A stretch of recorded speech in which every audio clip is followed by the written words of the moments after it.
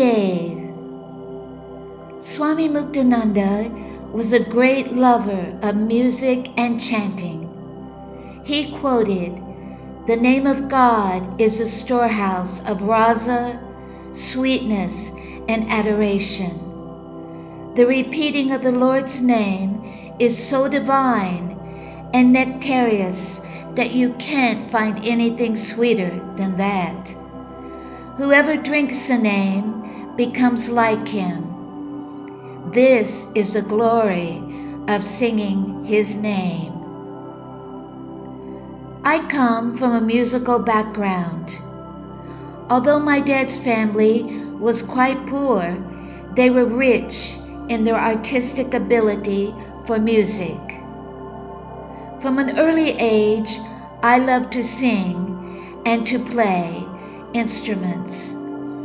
On most weekends, I would go with my dad down to the old homestead where my Uncle Calvin had jamming sessions with his buddies, and I'd sing my heart out. Baba would say, "When you chant with your soul, the Lord hears every word you utter, and He responds quickly to your feelings of devotion." My Uncle Calvin was self-taught and could play all instruments: guitar, banjo, violin, mandolin, as well as singing and composing his own music. He sang bluegrass, country, gospel, folk music, and religious songs.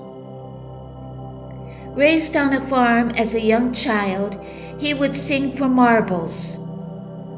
Then at the age of 12, he won a singing competition of all ages with a prize of $10 at the Tennessee Theater. This inspired him to begin singing with local bands, many times showcased on stage, television, and many times on the radio.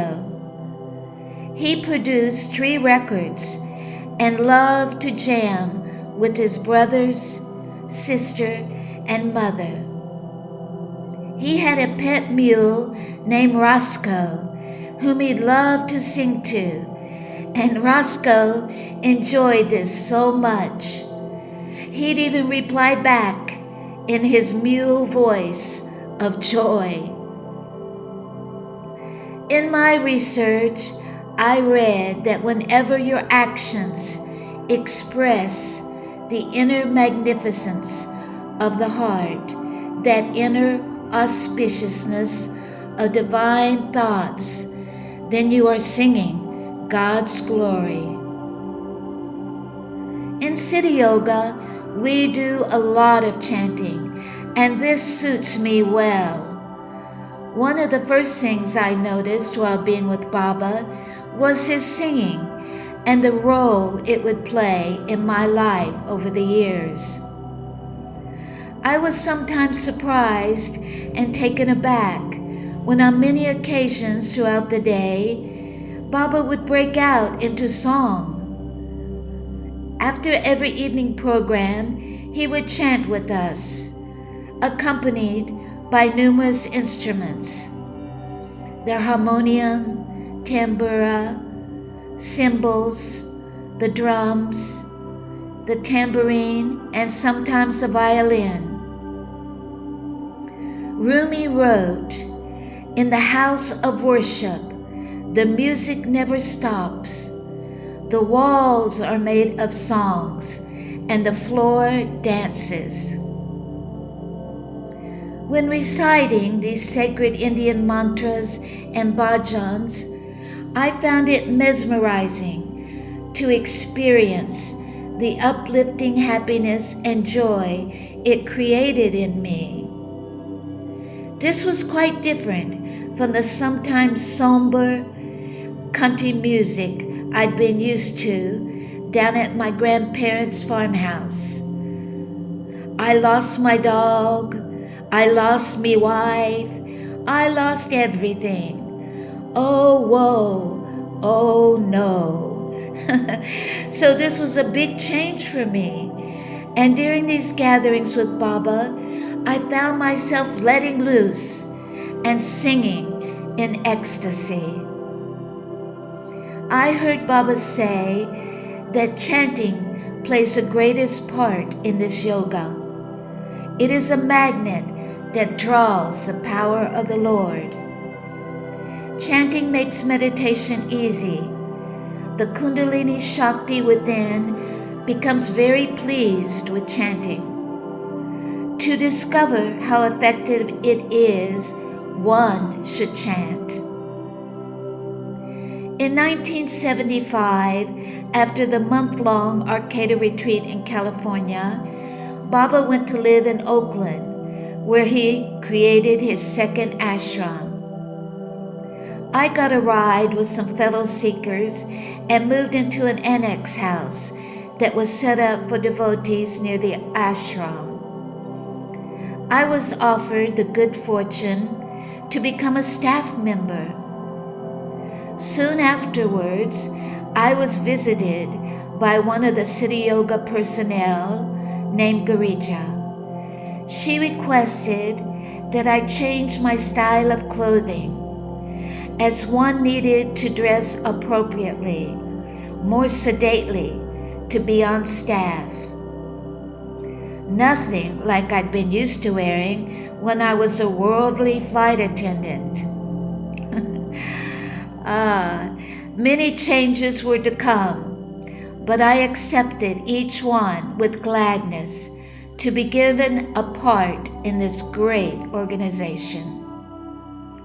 Buddha once quoted, "You can search throughout the entire universe for someone who is more deserving of your love and affection than you are yourself. And that person is not to be found anywhere. You, as much as anybody in the entire universe, deserves your own love and affection." I had started out as doing seva in the bookstore, and that is where I drew the attention of Amma. She would later become Swami Prajananda in sannyas initiation in 1977.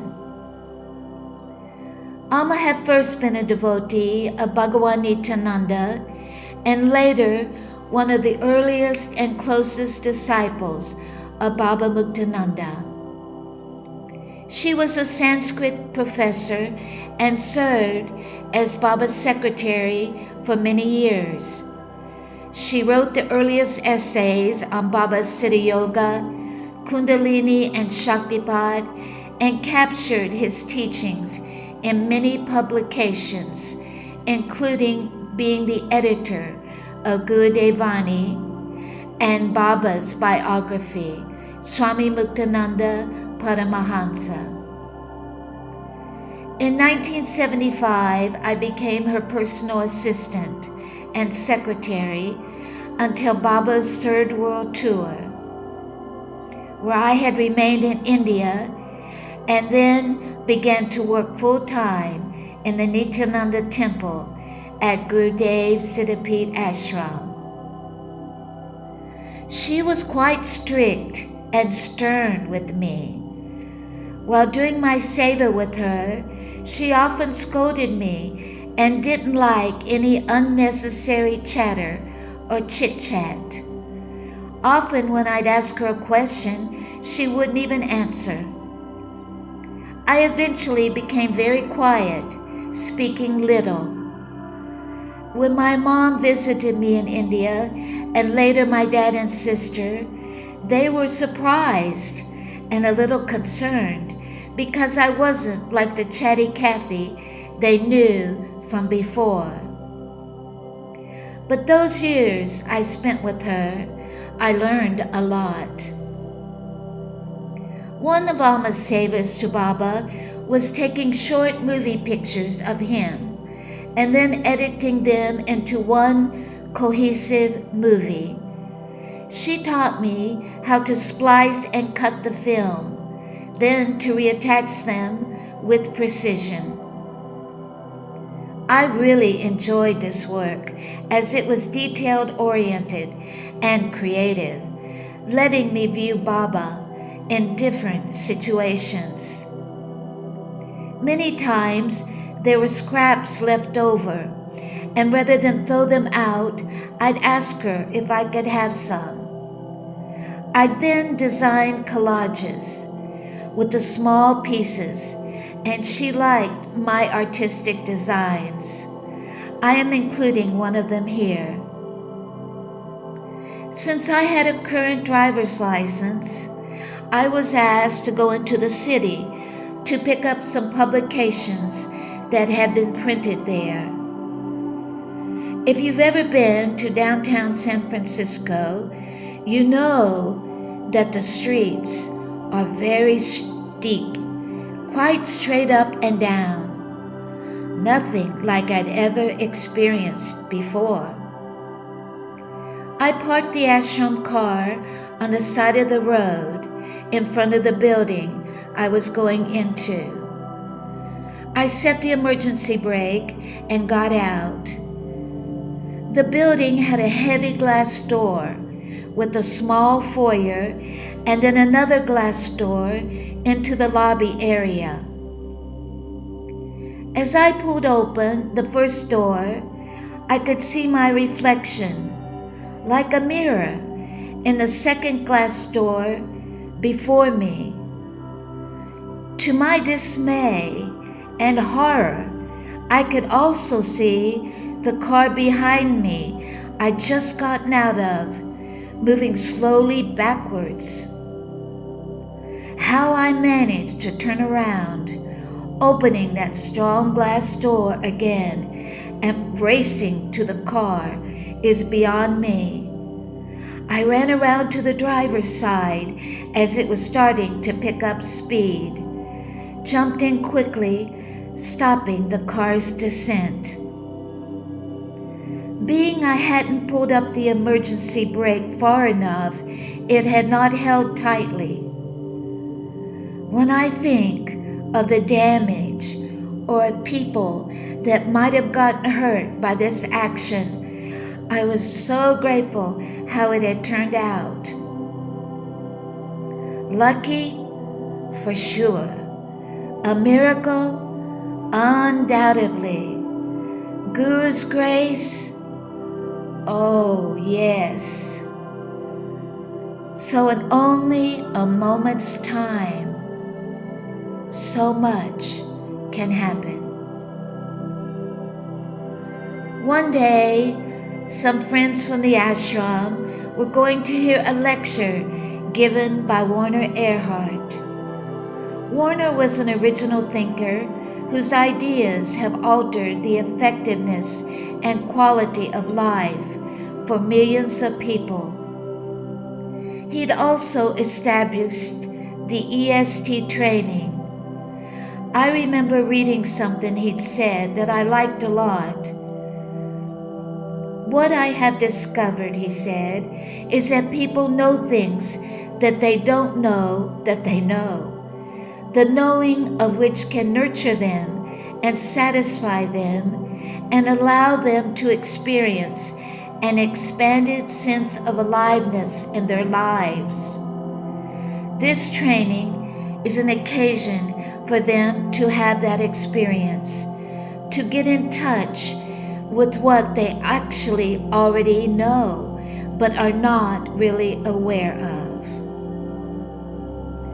Being he was a follower and a devotee of Baba, we would see him attending the evening programs often.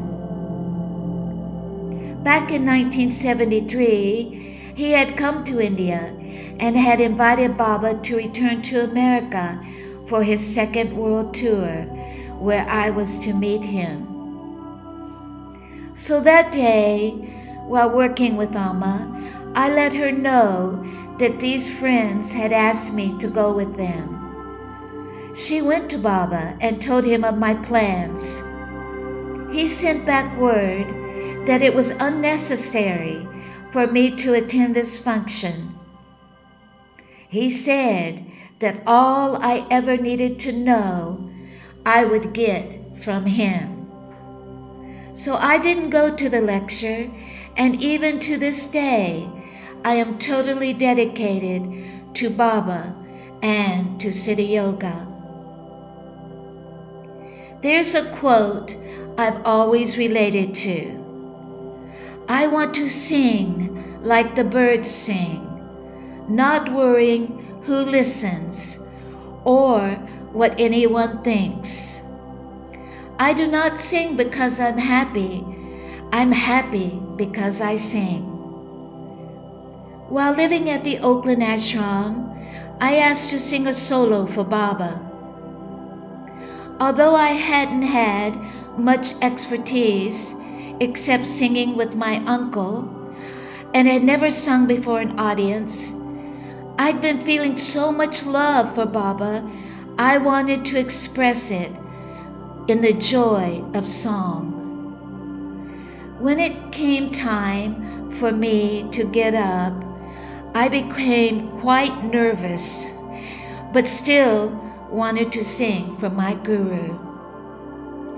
My voice started vibrating with emotion, and my body began to shake all over. I felt so embarrassed as I couldn't stop the shaking, and everyone was staring at me in amazement. I continued to sing in spite of this and somehow finished the song. Afterwards, Baba gave a talk like he would do every evening in the daily programs. This night he told the story of the professor of music and his new students. Before setting the price, he would charge each student. The teacher said for each one to stand up and sing. There was one very educated, quite learned professional who sang beautifully. Then another student got up who was just a beginner, but sang so sweetly from his heart. Afterwards, the teacher said to the knowledgeable one, I will charge you 5,000 rupees for mentoring you. Then to the novice, he replied, 500 rupees. The expert singer heard this and became irate and asked, how can this be possible? The teacher stated, you have much training and I will have to relearn you, reteach you. But with him, I can start with a clean slate, and he makes music from his soul. Then Baba turned and looked at me and said, just like Krishna, she sings from her heart. These words from Baba meant so much to me. So let's all sing out. He doesn't care if your voice is pretty by others' standards, but he hears what you have to say from your heart, from your innermost being. Draw the Lord's focus and attention through the strength of your words and the intensity of your love. He will surely notice. Baba liked to quote many saints, and this one by Rumi I always love. Beloved, I searched the world for you, hungry for your love. If it pleases you, make my body a lamp and my heart be the wick. Fill that lamp with the nectar of my love. Then let the lamp burn and burn and burn until the wick of my heart becomes ashes at your precious lotus feet. No longer can I bear the separation from you.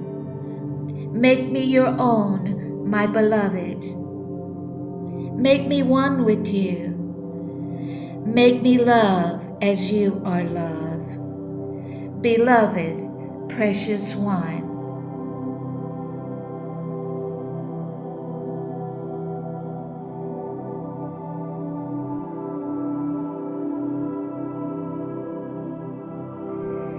The next incident I'm about to relate is my gift of love. This also took place in Oakland. It was a special holiday dedicated to Lord Shiva, Shivaratri. At the time, I didn't have much money, but wanted to give Baba something special that day. He was to be leaving for the DeVille in South Fallsburg, New York, in the coming months. There is a great saying, one that is very old. When you give, you will always receive in return many times over. Each time a person gives, it opens the heart of that giver just a little more. It doesn't matter the size or the cost of the gift.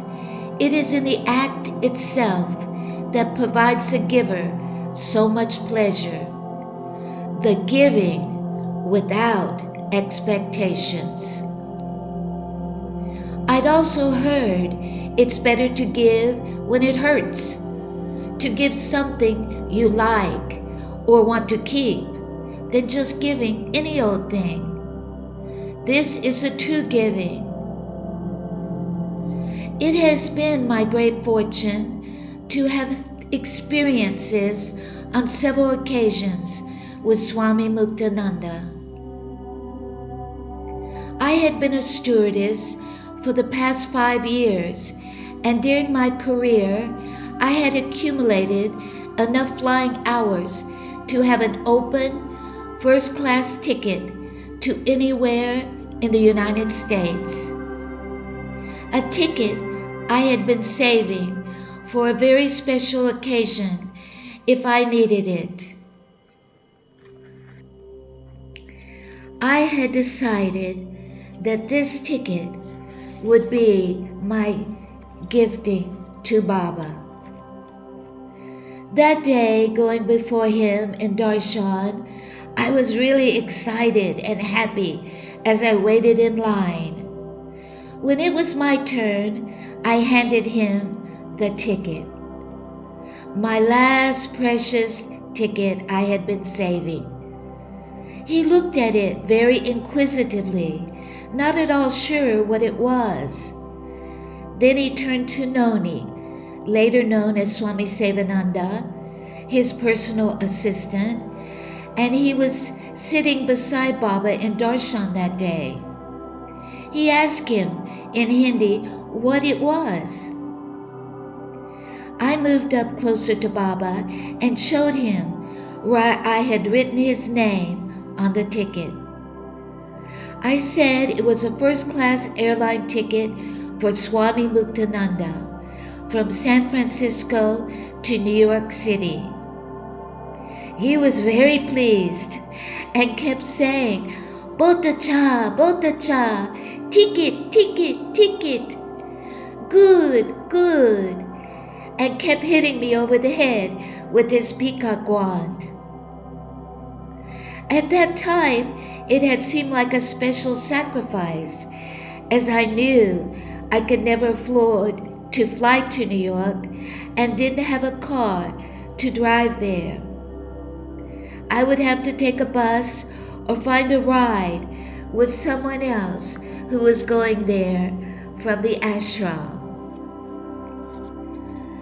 So, by my giving without expectations, I experienced with Baba so much love. I felt in the giving and in him accepting it that this was so incredible an experience for me.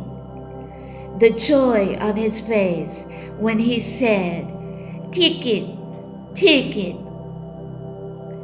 The next day, I telephoned a former stewardess friend of mine, Susan Maynard, who had gotten married and had transferred to New York. I wanted to let her know that I would be coming there and hoped to get a chance to see and visit with her. She was pleased I'd called and asked me when I was coming and how I was getting there.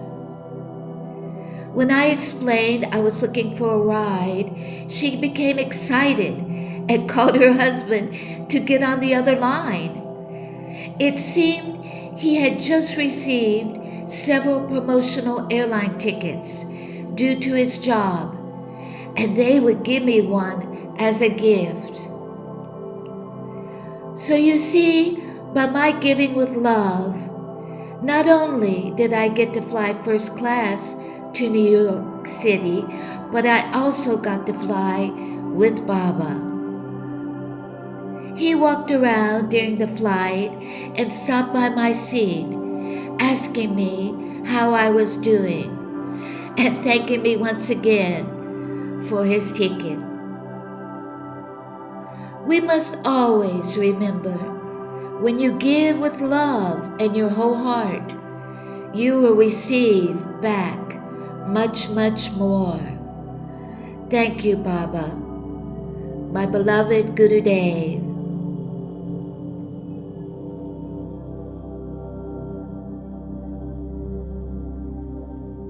Swami Muktananda always said that there is no knowledge higher than the Guru. And in Siddha Yoga, we praise him by reciting the Guru Gita. The Guru Gita is a long mantra and is charged with Shakti, singing the glory of the Guru. It is a mantra Raj, the highest mantra which fulfills the desire for which it is recited faithfully, and has the same grace-bestowing power as the Guru. It becomes more powerful when repeated aloud, vibrating in one's mind and filling one with immense joy. I'm going to share an experience that happened with Swami Muktananda, and it is the power of the Guru Gita. This happened at the Deville, which was located in the beautiful Catskill Mountains in upstate New York, among the peaceful forests and lakes. It's an ideal place for seekers and students to be in a sacred environment where they can participate in the Siddha Yoga teachings, philosophy, and culture. There, one can partake in the daily schedule of chanting and meditation. Over the past several weeks, Amma had been talking a lot about Baba's return to India. She said they would be stopping at several locations in Europe on his way home to Ganeshpuri, India. She told me he was only taking a handful of people with him, and she doubted that I would be included. She was preparing me for this possibility. Even though I had been lacking in self-love, I've always had great determination and good luck. So I said to her, "No, Amma, I'm going to be included too. I will do the Guru Gita for the next 3 months before he leaves, with that goal in mind." Baba always said that it was a wish-fulfilling tree and would grant your heart's desire. It is complete, perfect, and fully rewarding in itself. So every day, I never failed to repeat it 3 times, with this foremost on my mind. I had taken Baba at his word that it would grant my desire, my yearning to always be by his side. The morning of the last month, 3 weeks before Baba's tour, I had gone to their rooms right before the Guru Gita to do my seva and to make Amma and Malti's bed. I had been doing seva with them in a house that was located across from the ashram, and Baba lived on one side of the house and Amma and Malti on the other side. I loved doing work with Malti. She was very different from Amma, and I got to make their beds, clean their room, and also do Malti's correspondence and ironing for her. So on this morning, when I went there before the Guru Gita, to my great surprise, I found Baba sitting there in a chair in their room. He was talking to Amma and several other people, and when he saw me, he motioned me inside and to come and sit beside him. He said he would be leaving for India soon and wanted me to stay in South Fallsburg and keep working hard for the Guru, to remain back and continue doing my seva as I'd always done. As I sat there, the tears would not stop coming from my eyes, and these were not tears of joy.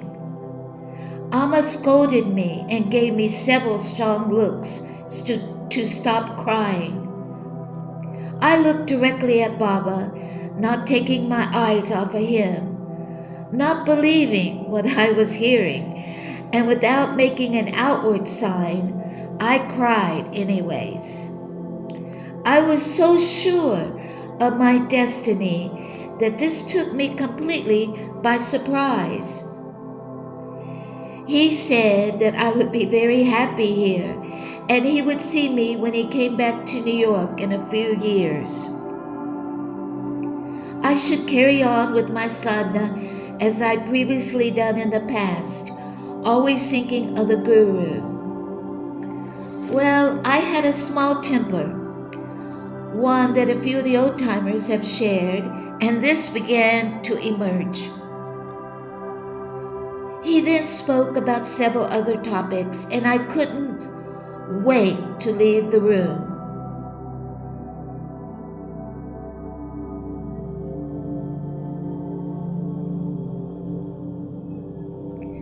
Once he had finished talking with us and the other people that were visiting in the room, I ran out and headed for my favorite spot down by the lake under the tree hangings. I was devastated and overcome with grief. I said out loud, although I was alone, "Forget this. Here I have given up so much. My career, my family, and for what? What good did it do me? What have I obtained?" Oh, I was feeling really sorry for myself. My strong will was defeated. My beliefs had been shattered. Over the last 3 months, I had not been willing to waver on my ideals or my goal. Stubborn, yes. Resolute, yes. But always faithful. As I sat there, a new comprehension slowly came to light. I realized this was not the complete truth. A quote by Rumi shares my feelings. "Never lose hope when the beloved sends you away. If you're abandoned, if you're left hopeless, tomorrow for sure you'll be called again. If the door is shut right in your face, keep waiting with patience. Don't leave right away. Seeing your patience, your love will soon summon you with grace and raise you like a champion. I came to a great understanding at that time. I knew I had never been happier since I had come to be with Baba, and my life had changed so much for the better. Even though I left a lot behind, what I got in return was far greater. So I made up my mind at that moment that I would stay there and work hard for Baba, for my Guru, and do as he asked. I had surrendered to his command. Buddha once wrote, "In the end, these things matter most. How well did you love? How fully did you live? How deeply did you let go?" So I had let go. This was key. I left the lake and went to attend the Guru Gita, and even though I still did some crying, I had accepted my destiny. I would do Baba's will. Afterwards, I ate breakfast and then returned to the house to finish the rest of my seva. The door was standing open and Baba was sitting inside again. He was laughing a whole lot and was talking with some Indian devotees. I thought I would wait outside on the landing until he was finished. But he saw me and beckoned me to come forward again. Still laughing and saying to all that were there, "Krishna is very lucky. One of my cooks has just canceled and will not be going to Europe with us after all. And that has left one space available for her." He then patted me on the head with tenderness and said to the others, "Krishna wants to be with me so much that she's been chanting the Guru Gita every day, so she does not have to leave me, even for a moment." Turning back to me, he spoke with great feeling and said lovingly with a glint in his eyes, "Remember, Krishna, sometimes the Guru Gita is even stronger than the Guru's words." Amma later wrote about my experience of the Guru Gita and published it in the Guru Devani magazine. I went to Europe with Baba, England, France, Germany, and Switzerland, and then on to India. Once I arrived in Ganeshpuri at Gurudev Siddhapeeth, I never wanted to leave. I remained there for 7 consecutive years and would have stayed longer. But when Baba took Samadhi in 1982, I would leave, flying back and to the United States. When love and darshan and devotee are combined, that is the supreme form of expression towards God. This devotion is necessary to summon the Guru's attention. Devotional demand is greater than law, the law of cause and effect. This is what touches the heart of God the most and makes him answer his naughty and good children alike. Never forget the power of the Guru Gita. When you chant it with faith, love, and surrender, you will always get your heart's desire. Rumi said, "Pick me up and pour me in your chest. My home will always be there with you."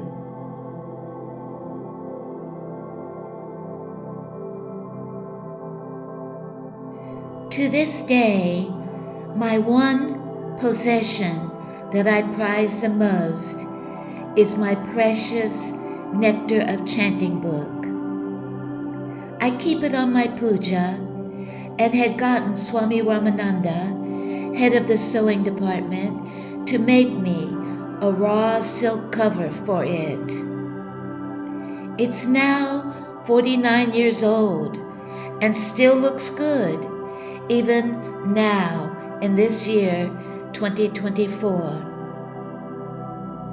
Each day I'd come early to the chants so I could get a place directly in front of Baba. I'd sit in correct asana with my book in my right hand raised and the left hand resting on my left knee in lion's pose, as Baba had taught us. But my eyes were always focused and looking at him. I was thankful that he let me get away with this, as the correct way is always looking constantly at your book while chanting. I ended up memorizing the many chants so I could sing along with Baba and gaze at him at the same time. Even the Gita, all 182 stanzas, I learned by heart. He was so attuned to the self. Each of his expressions and actions brought me great joy, especially while we were chanting. I've just recently taken some photos of my beloved book. The front, inside, and back covers. When I would go up for darshan, I had Baba sign it, and there are 2 of his signatures. Thank you, Baba.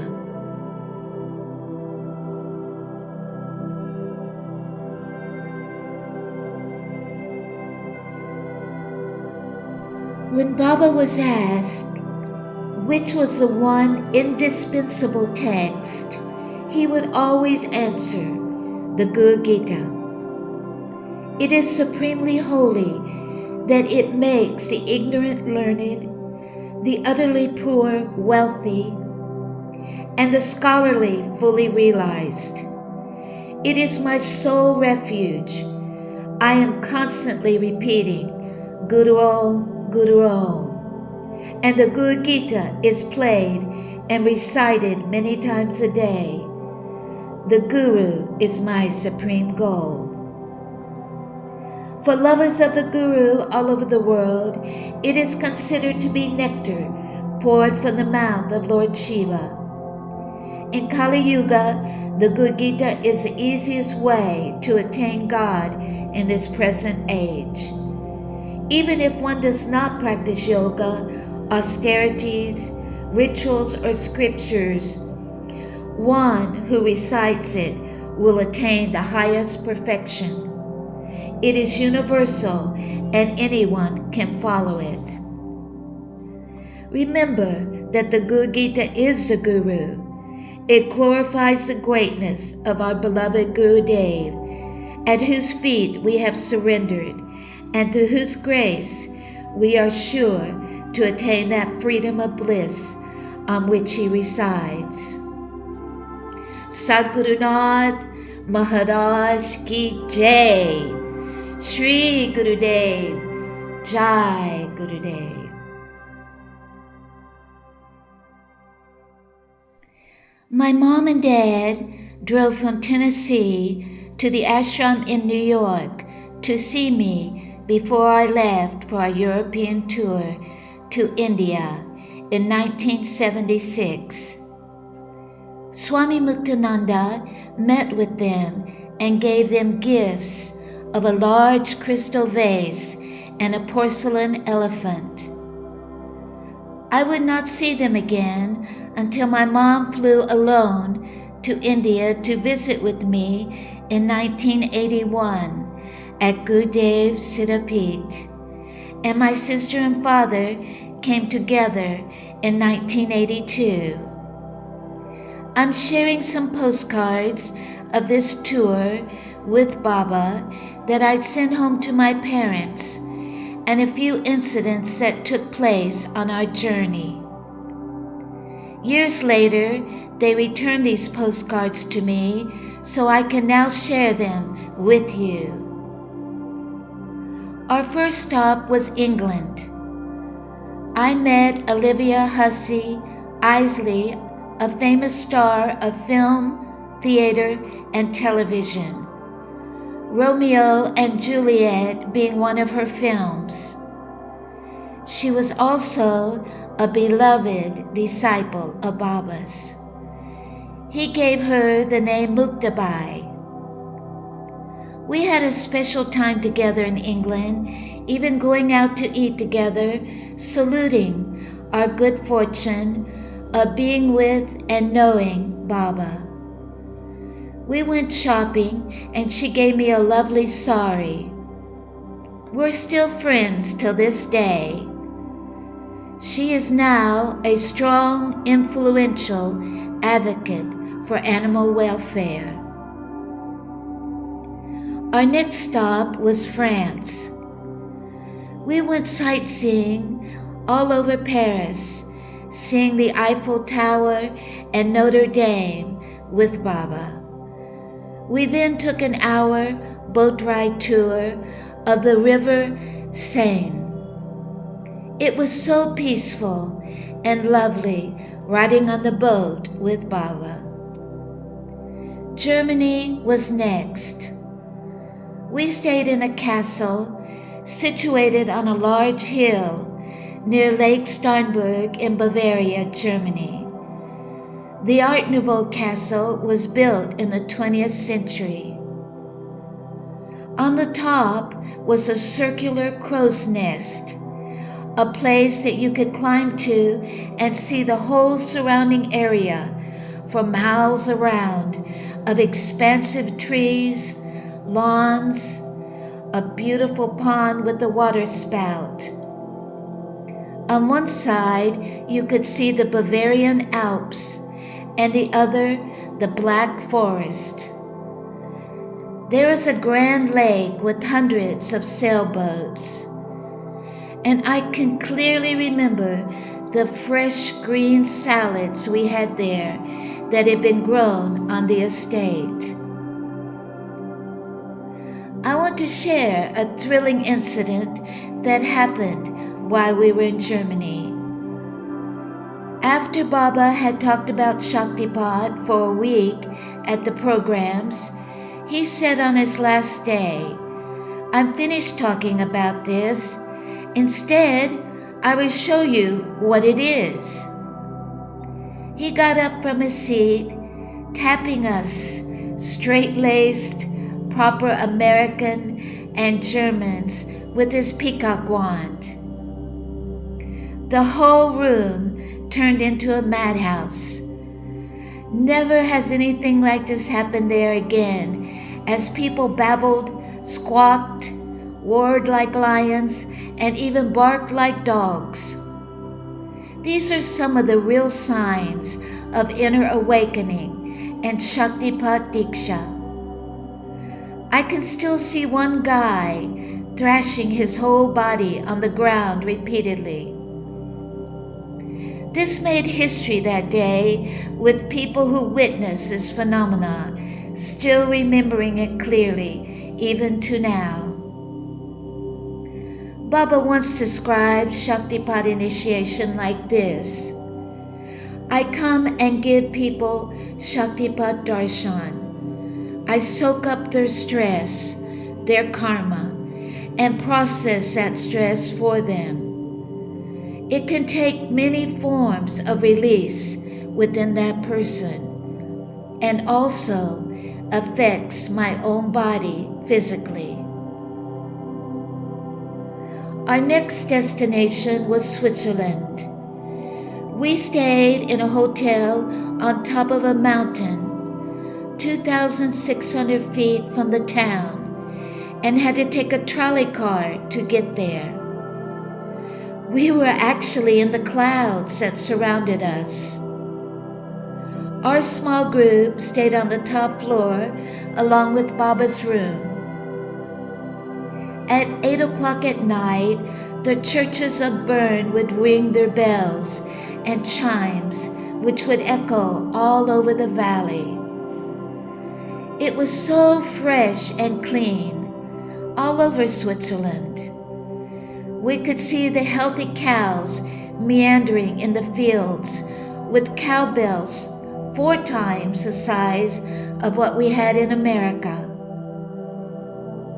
Here we also got to do some sightseeing and even went to Maharishi Mahesh Yogi's ashram and headquarters building on top of a mountain.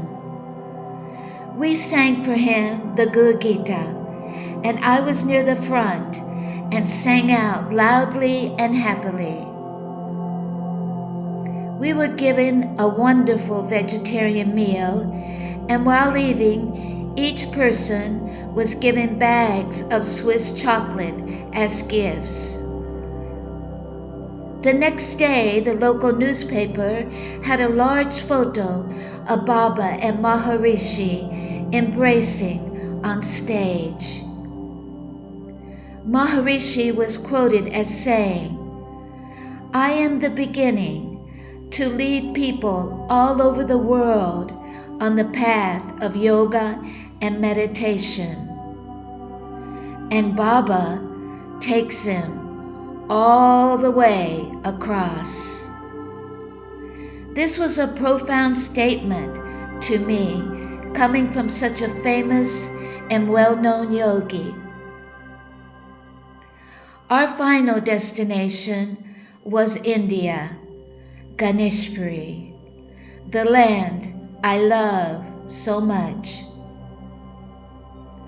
I offer this video with true love and devotion at Baba's lotus feet, our Sri Gurudev, who now continues to serve the spiritual needs of his devotees from all over the world.